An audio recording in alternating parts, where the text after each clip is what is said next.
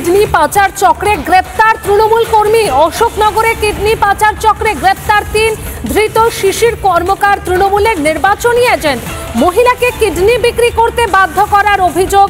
সুদের ঋণ মেটাতে কিডনি বিক্রিতে বাধ্যবাধকতা। 1 মাস আগেও গ্রেপ্তার করা হয়েছিল 6 জনকে। কিডনি পাচার ও সুদের টাকা তোলায় জড়িত থাকার অভিযোগ। ধৃতদের 5 দিনের পুলিশ হেফাজতের নির্দেশ। অশোকনগরে কিডনি পাচার চক্রের রমরমা। বাধ্য করা হতো কিডনি বিক্রি করার জন্য। কিডনি পাচার চক্রে গ্রেপ্তার তৃণমূল কর্মী। অশোকনগরে কিডনি পাচার চক্রে গ্রেপ্তার করা হয়েছে 3 জনকে। ধৃত শিশির কর্মকার তৃণমূলের নির্বাচনী এজেন্ট। মহিলাকে কিডনি বিক্রি করতে বাধ্য করার অভিযোগ রয়েছে এই এজেন্টের বিরুদ্ধে। কিডনি পাচার চক্র যদি তদন্ত সঠিকভাবে হয়, এর গোড়ার শিকড় অনেক দূর বিস্তৃত। দেখা যাবে শাসক দলের মদতপুষ্ট বড় বড় নেতা এর সঙ্গে জড়িত।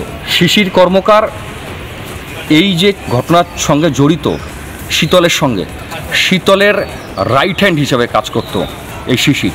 গোড়ায় এর যে কত জ্বর নিচে পর্যন্ত গেছে, শাসক দলের কত নেতা মন্ত্রীর সঙ্গে জড়িত, সঠিক যদি তদন্ত হয় সেটা বেরিয়ে আসবে।